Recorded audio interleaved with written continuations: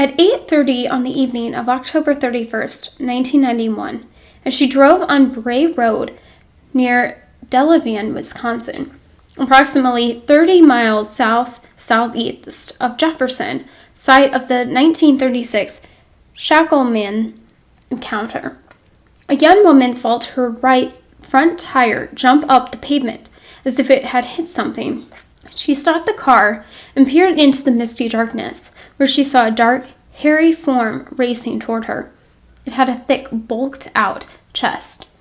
She retreated into her vehicle and was just starting to speed away when the figure leapt onto her truck. The trunk was too wet for a firm grip, however, and she heard the creature fall off. Returning later with a young friend, she glimpsed a big form rising from the side of the road.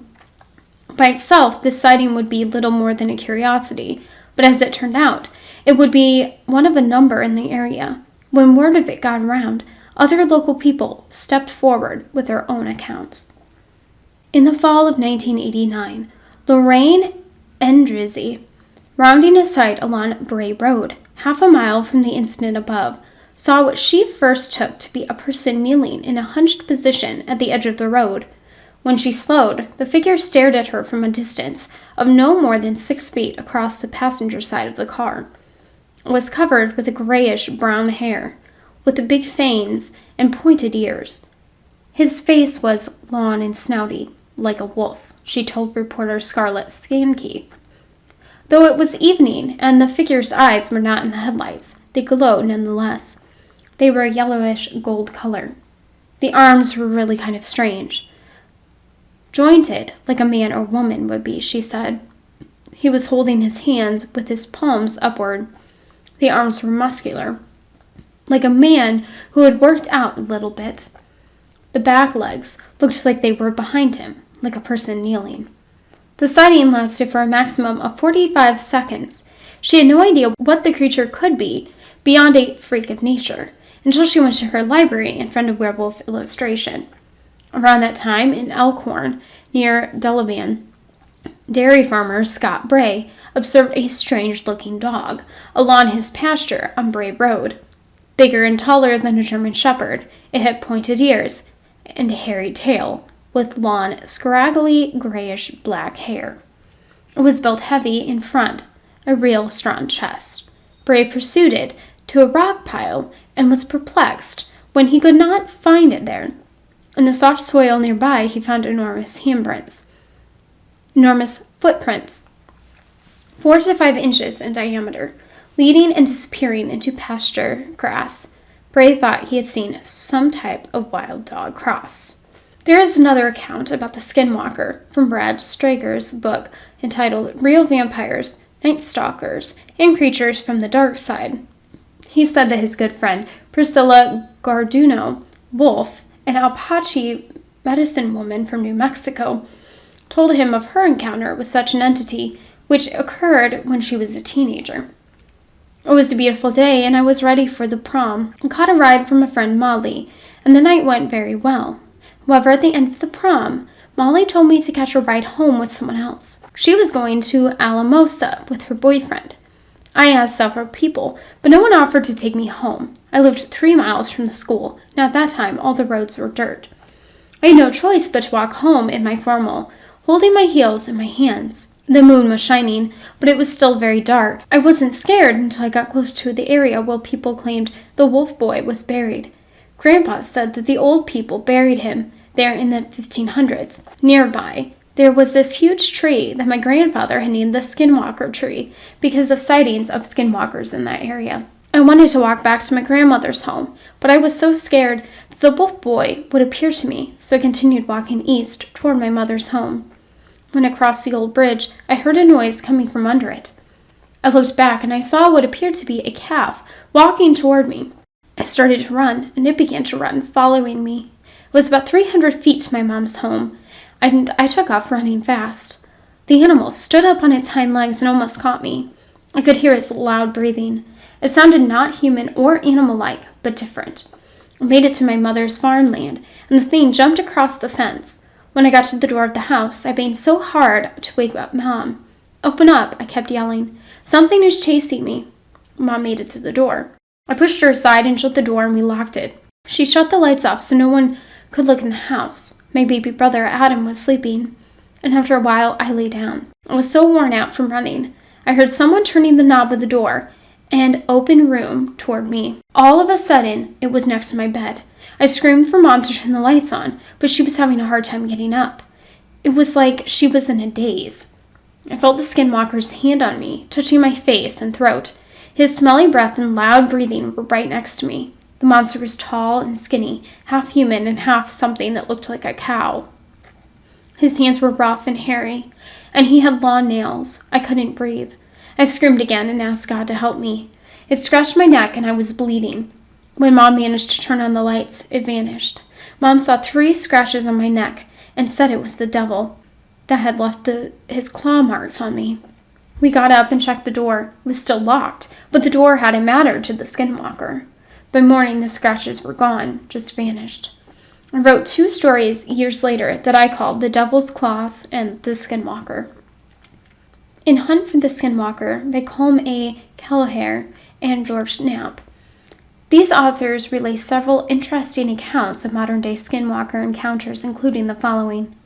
One story told on the Navajo Reservation in Arizona concerns a woman who delivered newspapers in the early morning hours. She claims that during her rounds, she heard a scratching on the passenger side of the vehicle. Her baby was in the car seat next to her. The door flung open, and she saw the horrifying form of a creature she described as half man, half beast, with glowing red eyes and a gnarly arm that was reaching for her child. She fought it off, managed to pull the door closed, then pounded the gas pedal and sped away.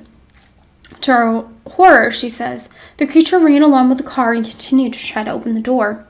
It stayed with her until she screeched up to an all-night convenience store. She ran inside, screaming and hysterical, but when the store employee dashed outside, the being had vanished. According to one contemporary Navajo interview by Kelleher and Knapp, a Skinwalker is the size of a human, 6 foot and under. They don't come in most of the time to where the animals are at. They come into where people are at. They come right here, and you'd never know he was standing here, looking at you in the middle of the night. They can take the shape of anything they want to take the shape of. The shape-shifting ability of the Skinwalkers can result in quite dramatic incarnations. In this case, the Skinwalkers were in the form of humans with dog heads. They were also smoking cigarettes. The bizarre shape-shifting tendency has also been associated with the Beast of Bray Road, a contemporary werewolf-like creature from Wisconsin, documented by Linda J. Godfrey. In one case, an eyewitness describes watching such a transformation take place. It appeared then by an overly large dog, or something like that, and then its legs started moving real fast. The closest thing I can think of to describe it is when you see a person breakdancing, when they're spinning and kicking. And I was standing there trying to make sense of that, and I wondered if it was 2 dogs, fornicating. And then, the only way I can describe it is that it was morphing. And when it stopped, it turned and looked at me, and it had this dark, hairy body, but the head and face of a gorilla. Godfrey admits to being a bit confused by such reports of supernatural behavior on the part of the beast, especially when these reports are compared to the more typical reports, which usually give the beast very flesh and blood characteristics. As Godfrey describes, one of the earliest encounters with the beast, its need for food, in this case roadkill, is quite apparent.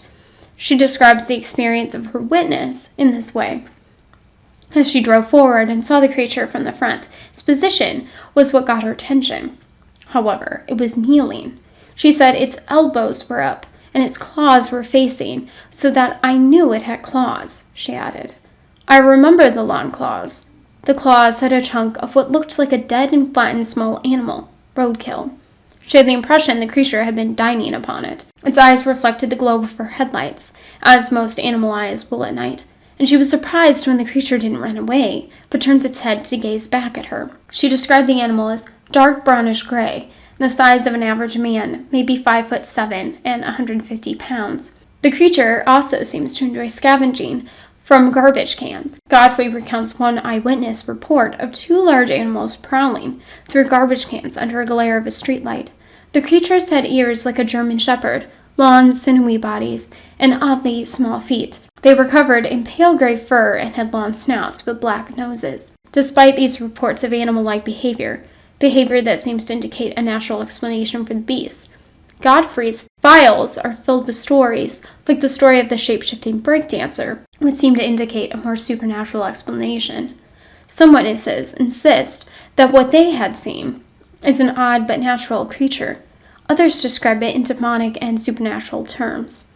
Sometimes Godfrey notes what witnesses report cannot easily be classified into either category, as characteristics of both natural and supernatural phenomena. Sometimes, she writes, it is difficult to separate the two categories, as the border between them occasionally turns porous, allowing things to seep fluidly between them. And those are the end of the Skinwalker encounters that I found. Let me know in the comments below which of any of these stories you believe to actually be true, and which ones you believe are made up, if any. I am most likely to believe that the one about the weird morphine breakdancing and smoking cigarettes, this last one, is the hardest one for me to believe, just because it does stand out as an outlier from all of the other encounters. But that isn't to say that it isn't true. And who's to say that all of these were actually skinwalkers and not, an actual werewolf or something else. It's the thing with these supernatural and even just, internet mysteries, anything in general. We can't really say what is true, regardless of how much research we put into it. But let me know your thoughts in the comments. And if you have had any of your own encounters, I would definitely like to hear that as well. Until next time.